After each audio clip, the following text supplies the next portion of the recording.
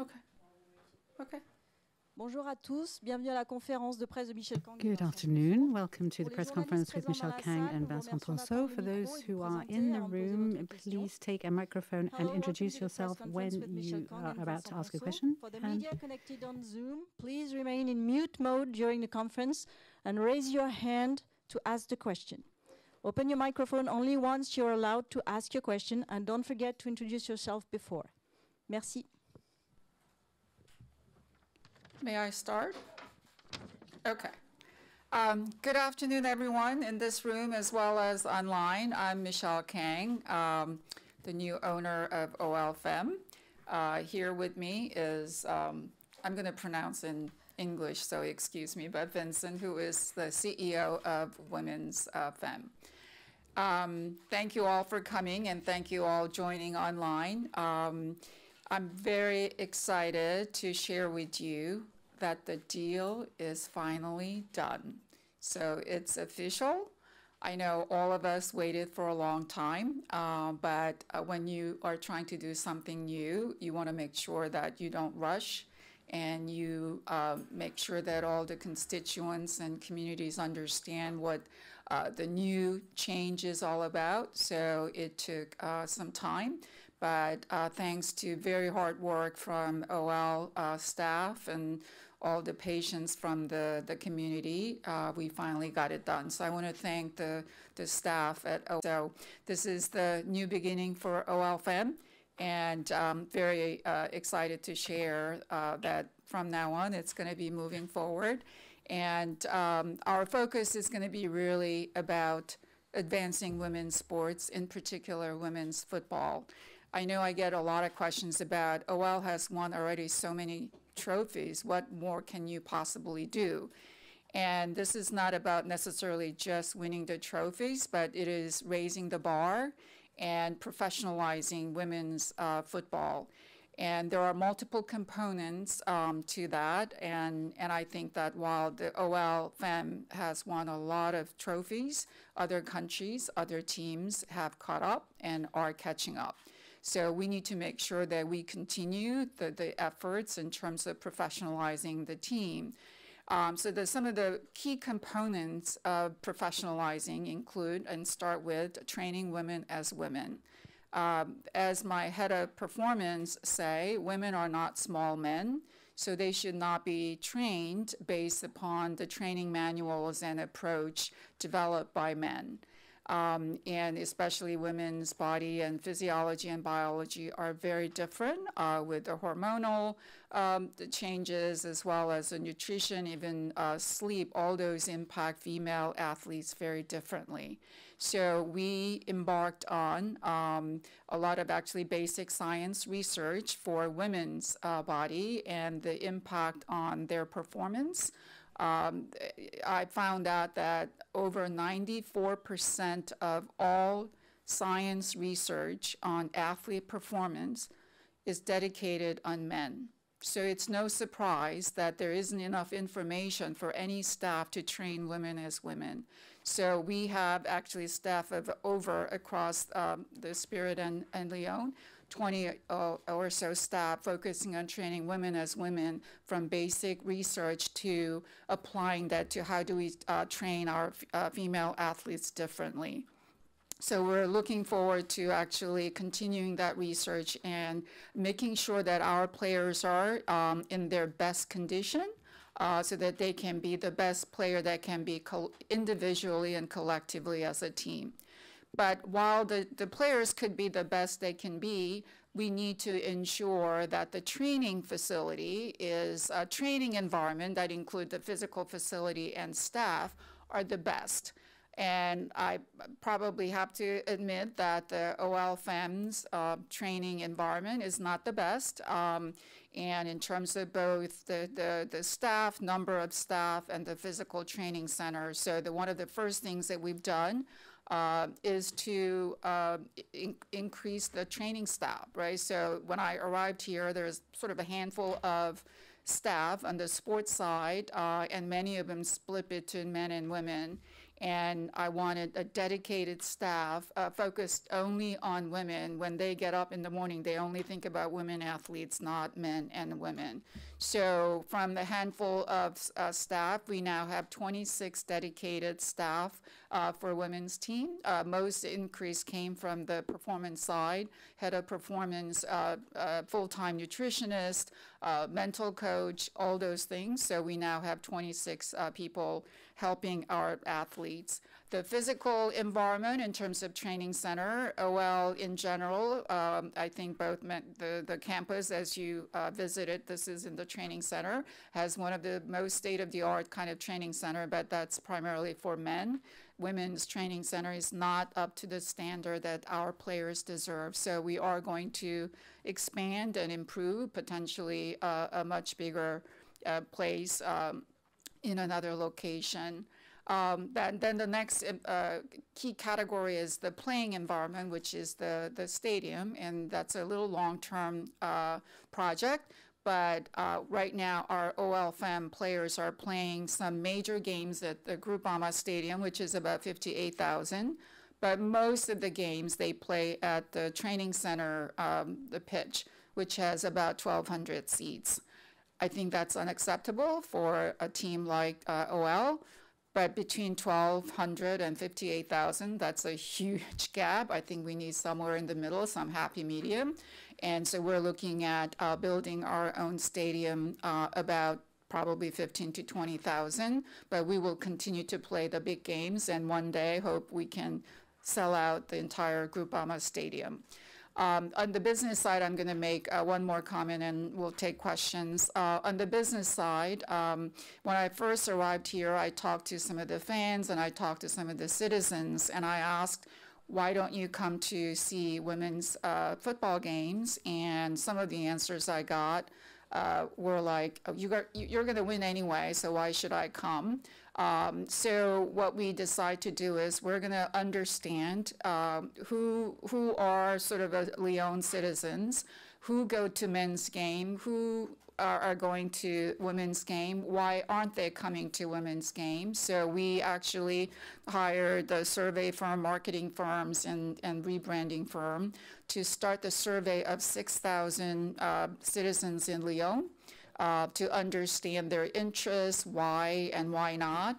And the most amazing thing I found out was that we sent out a little over 6,000 surveys, and over 4,500 completed the survey within 48 hours. I was in the business of doing this type of survey as part of my career before. I've never seen that kind of response rate, let alone that within that quickly. That shows that there's an incredible pent-up demand for women's sports, football in Lyon. But why there's this demand, but yet the attendance is not matching the passion and interest. So that's what we have to do. We have to figure out how to make sure that we create an environment where our fans can come and enjoy and experience the excellence and the winning spirit of OLFM. So we've actually, while we officially closed today, we have already started working on a lot of projects on main kind of areas. As I said, this is training women as women, the training environment, the stadium environment, and then fan experience and fan development areas. So a lot more to come, and we're excited to share this progress with you. So unless you have something else, we'll open up for questions. Wow, did I just... On peut passer aux questions si vous en avez. So we can move on to questions if you have any.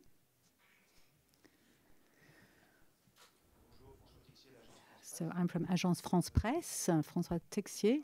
We heard about a multi-club women's football structure with Washington Spirit and OL Femme.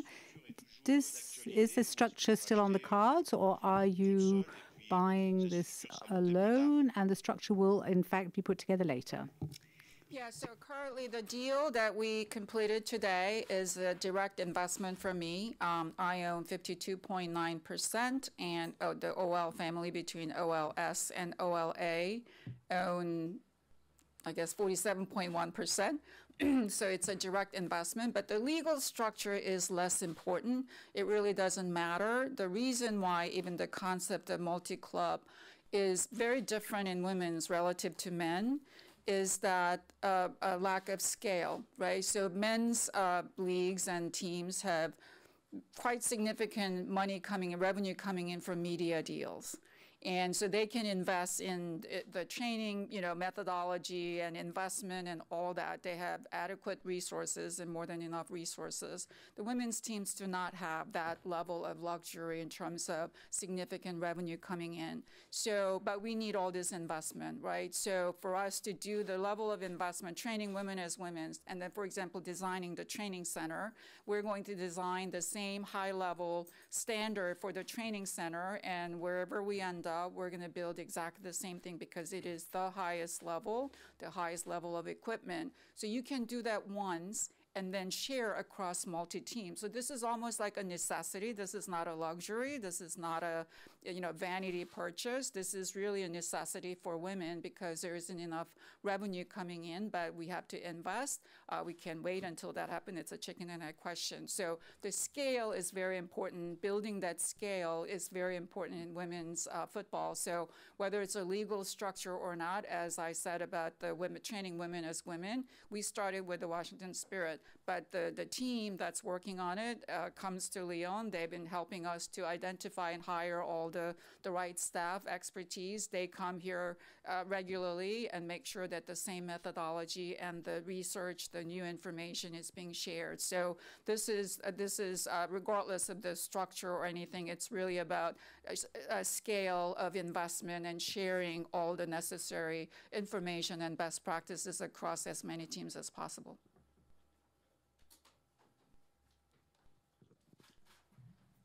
Bonjour, Philippe Réjani, France 3. Philippe Réjani, France 3. You were talking about a stadium, 15 to 20,000 seats. Could we hear a little more about where that will be, what the time will be, and whether you think there's the potential to regularly fill a stadium of 15 to 20,000 seats for women's football in Lyon? Yeah, so that's why we're doing this consumer survey. We want to fill up this level of stadium all the time. So we are going to get there. So, for example, I may be stealing his thunder, but this weekend, last weekend, I think we had over 10,000, and this weekend coming up, we expect to have more than 20,000. So in terms of location, we've been touring a lot of places in the metropolitan Lyon area, and the city of Lyon and the Metropole have been very, very supportive of our pursuit. So we have already toured and had discussions about multiple locations, but we haven't decided on anything yet. There are a lot of other challenges associated with just jumping in and let's go build it or let's renovate.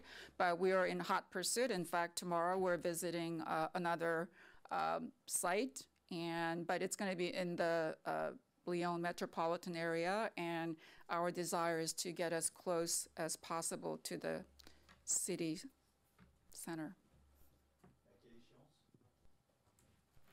What about the timing? There's no timing as yet. We're in France. There are many legal procedures that we need to respect. First of all, we need to identify the site, and then we can be more precise about timing. But as coming back to what Michele was saying, the research we're doing, the surveys and the expectations from fans is to change our environment and be able to offer an experience to our fans. So as we'll want to go as quickly as we can. Hello, I'm from Le Progrès. You mentioned moving as the site for OL-FAM. Will the stadium be close to the future training center for OL-FAM? If I've understood correctly, will the two be separate or will they be close together? So between the training center and the stadium? Yeah, so our dream project is to have a huge campus that's dedicated to women and girls. So I would love to have the state-of-the-art training center for women, for the team, and a stadium dedicated to women. But it is not just going to be just for the OL Fem team. I would like to build more pitches and a training facility for all the youth clubs around the area, girls, so that we can even potentially run some competitions for them. We can run clinics for the coaches. We can run clinics for the youth clubs and so forth. So our vision is actually much bigger than just OL Fem. So we would love to have a big campus with all those components in it. But I think that in a city like Lyon, to get that kind of 70, 80 acres in one area is going to be pretty challenging. And we're still part of also the OL, so we want to leverage what's here as well. But we want to put everything as close as possible, but that remains to be seen in terms of the availability of sites. So from the Olympique Lyonnais website, how can you attract people, fans, to come to watch the women's football? How can you fill the stadium and stop having free tickets? Yes, I would love to stop doing that. So I think first you have to understand who is interested in women's football. If you actually look at the men's fans versus women's, I think there's some general actually trend, not only just in France, but in other countries, especially in Europe. There's only about 5% overlap between who goes to watch men's games versus women's. We've looked at other teams. It ranges from 5 to 10. I have not seen any team that has more than 10% overlap. Now, what I don't know is that whether is that because really there are different set of women, the fan base, or because women's team have not done enough jobs about why they should come and watch the game. So we'll find out. But the survey that I mentioned to you is beginning to tell us who would be most likely to come, right? So for example, at least the initial survey tells us that it's actually a big family with children, anywhere from 4 to 5 members. They practice sports 2 to 3 times a week. So we're beginning to find the profile of those fans. So and then there's a lot of actually sort of quality aspects of they pursue excellence in everything they do. So they're experiencing excellence through our team, right? Because we win trophies and we win championships. So it's an incredible 90-minute excitement to really experience and appreciate those type of excellence. So the next step, once we figure out who they are, then we have to build the experience. This is not just the 90 minutes of the game, but before and after. What's the total fan experience that we have to build to convince them to come and watch? So it's a long process, but we have started that journey. This is all about marketing, but it's really important to appreciate the different segments of our fan base. Not all fans are created equal, so we need to bring different type of experience to different segments of the fans. And it is really all about communities, and it's not one community, it's very different communities. So that's what we're working on.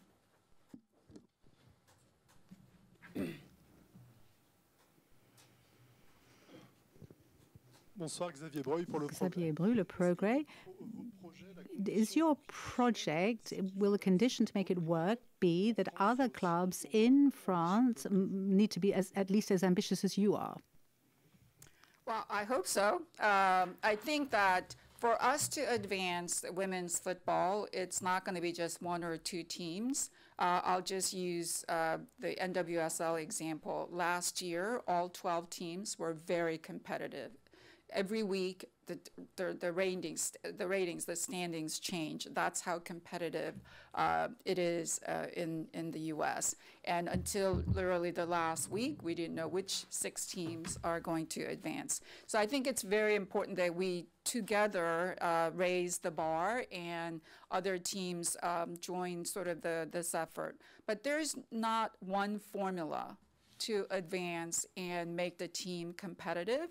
And it is not also directly proportional to how much money you spend.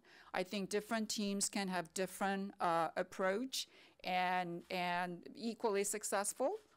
So I think each team has to figure out, depending on their community, their heritage, their youth club infrastructure, all those things to figure out, and the style of play. They have to find their own approach. So I don't think that I should say this is the best approach. It's going to work for us, but there are multiple other ways for other teams can advance as well. So I'm hoping that we're going to work very close together. I'm going to share all the best practices that we have with any team and every team who wants to hear us. And I think that's how we can together improve the overall French women's football. So, question from Zoom. It's all English, right? Hello, Michelle. It's Charlotte Harper from The Athletic here. I wanted to ask how much have you paid for the 52.9%? I think that's probably, this is a publicly traded company and all kinds of regulatory issues. I think you can probably look at it once the official announcement is made, the press release is announced. But it's the deal was, yeah, so. Thank you. And you've identified the pros of having OL Femmes as an independent.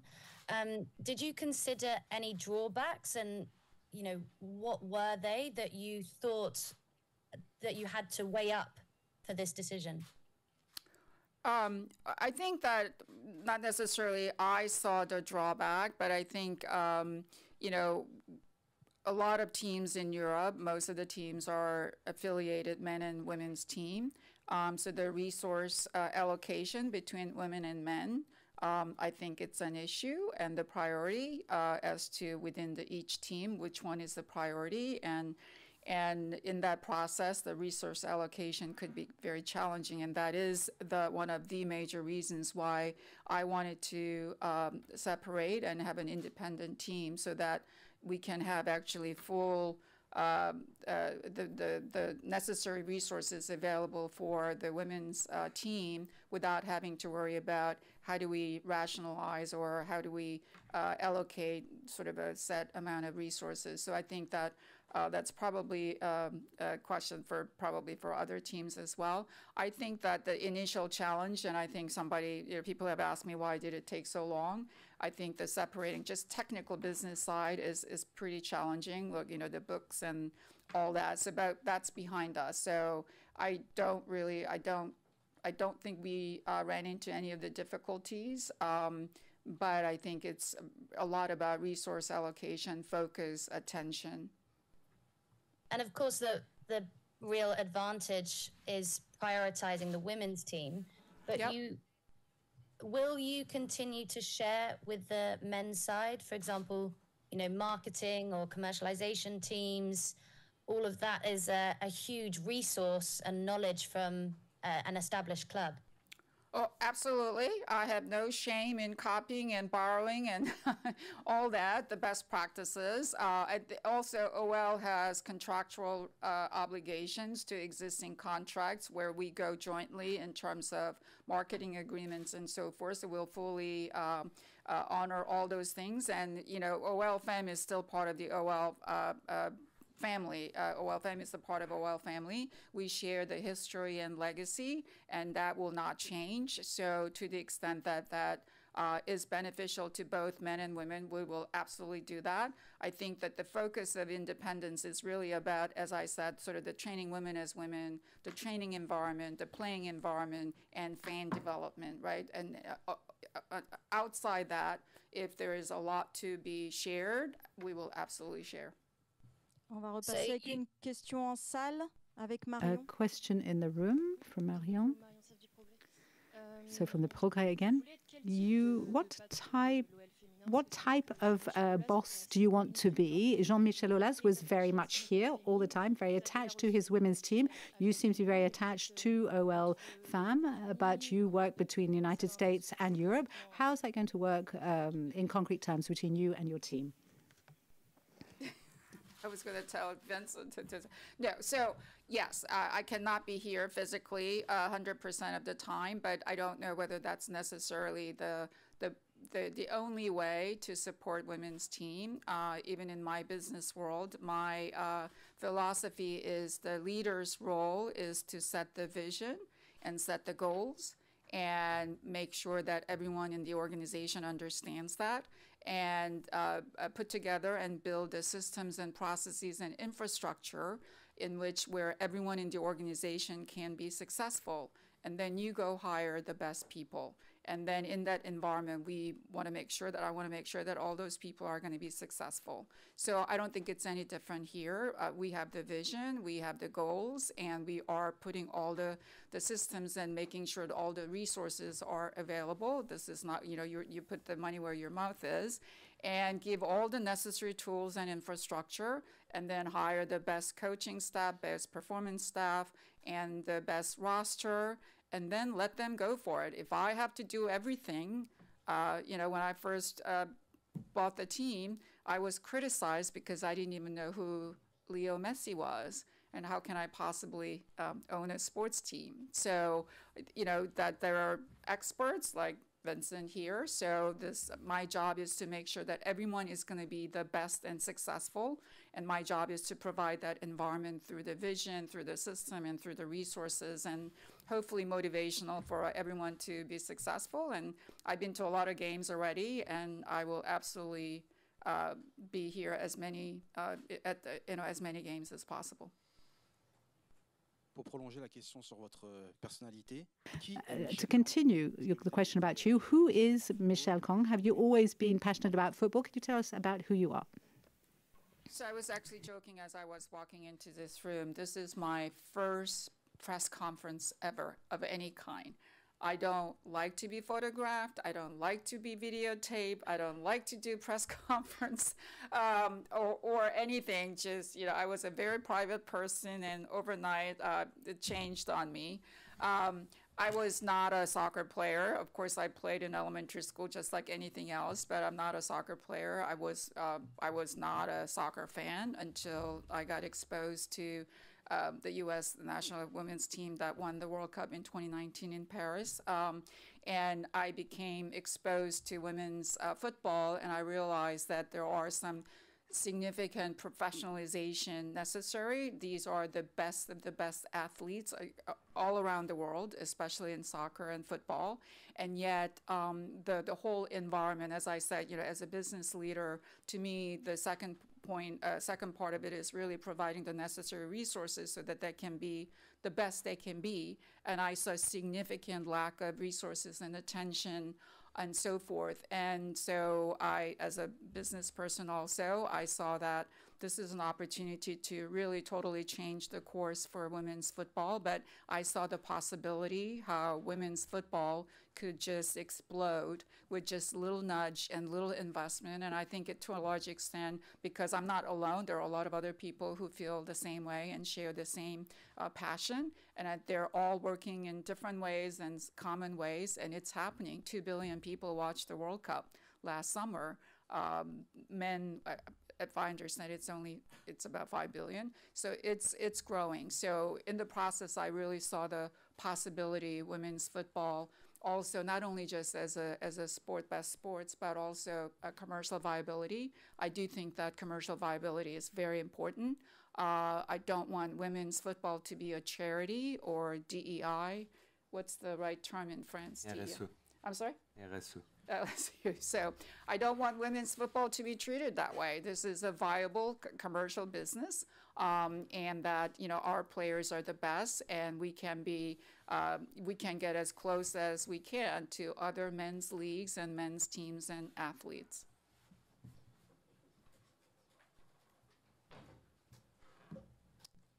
Une dernière question. One last question. Rebondir sur le côté business. So coming back to the business side of things, because a lot of women players don't earn money, how can you attract sponsors through your network, the people you know? Will you be able to attract new sponsors? Yeah, absolutely. It's all related, right? So first, to me, one of the most important thing for us to commercialize and treat our players better and all that I know we live in the digital world and so forth. So to me, the most foundational block is the stadium attendance. If you ask many players, female players, what is at the top of your wish list? They don't say, I want to get paid more. I want, you know, whatever, bigger cars or anything. They say, I'm a footballer. I want to play against the best players, best teams in a sellout stadium. That's their wish list, right? So that's my job to make sure that we fill the stadium. So the very initial, very important focus is to really bring the fan and build that community. And once you start doing that, then the medias and the sponsors are going to come. So it's sort of a step by step. You can't do all at the same time, but to me, the foundational block is really to bring the fans to the stadium. And it all goes from there. And so then that brings a significant different set of communities, different media companies are going to be interested, different sponsors are going to be interested. I mean, it's already happening. So we're going to get there. Yeah, and that's one of the reasons as a business person, that's the skills that I wanted to experience, and that's what I wanted to bring here, not as a soccer coach or a soccer player experience. On repasse sur le Zoom avec une autre question de Charlotte. So we're going to Zoom with a question from Charlotte again. Charlotte again. You spoke in May about the possibility of Lyon playing against Washington Spirit. Are those still very much part of your plans? And would you include London City Lionesses in that as well? So that they're all being planned. So we'll see. You have to wait a little bit to hear our announcement. I have to leave something in suspense, right? I have to leave something to look forward to. And, it's a matter of when, not if. That's super. Thank you, Michelle. Yeah. And you also said in May that you have ambitions to expand at least 3 to 5 teams by the end of the year. Obviously, this has been prolonged more, but where would you want to expand next? Yeah, so I mean, I think that really depends. I'm engaged in some conversations, and I receive a lot of interest, requests. And, you know, one of the reasons we talked a little bit about the multi-club, and it's not really legal structure or any other reason than the scale, but the other part of for women's multi-club environment, the other part of the scale is the acceleration. I don't want women's football to be just an American or a French phenomenon. I mean, there is probably, I don't know, out of 8 billion, I think football, soccer is the most popular game for men and women. And I don't want kids anywhere else outside France and England and America to think that, oh, that's, you know, only what's available if you live in America, France, England. But I want this to be made available, the all training as a woman, the best training methodology, the training center, the stadium environment. I want them to be available in as many places as possible so that young girls growing up all around the world can think that I don't have to go, that's not within my reach, that's just a dream. I don't have all that, but I want this to be in their backyards and within their reach. So we will go where that's going to have high impact, and we have a lot of things to still put together, but that's really the acceleration of women's sports globally, not just England, France, and America. Dernière question pour Vincent. One last question for Vincent. About a year ago, OL signed an agreement with America, a club in Mexico. Have you been working on that agreement, on that deal? Have things made any progress? And is it a club that might be part of this future multi-club structure? Is that still part of your plans, or have you left it aside? So I'm just going to talk about the partnership. The partnership ended on the 31st of December. And for the time being, it's on standby, given the way things have evolved. It was a 3-party agreement. It was OL Reign was part of it, which is currently being sold. So we'll see that at a second stage. For the time being, the partnership has been on standby since the end of December. Merci à tous. Thank you all very much. So can I just say something as a closing remark? So For us to advance women's football, it's not just my job, Vincent's job, but I think it really takes a village to advance this women's football. And I think media coverage of women's football is a very key component of making sure that we can reach that potential that all the young girls and women all around, not only France, but globally. So I really hope that you guys take keen interest in women's sports and women's football in this case, and continue to and expand your coverage and interest, not just men's game, but women's game. So I really hope that this is the beginning of our relationship, and we can all work together to build and advance women's football. So thank you. Thank you, Michelle. Okay. Okay.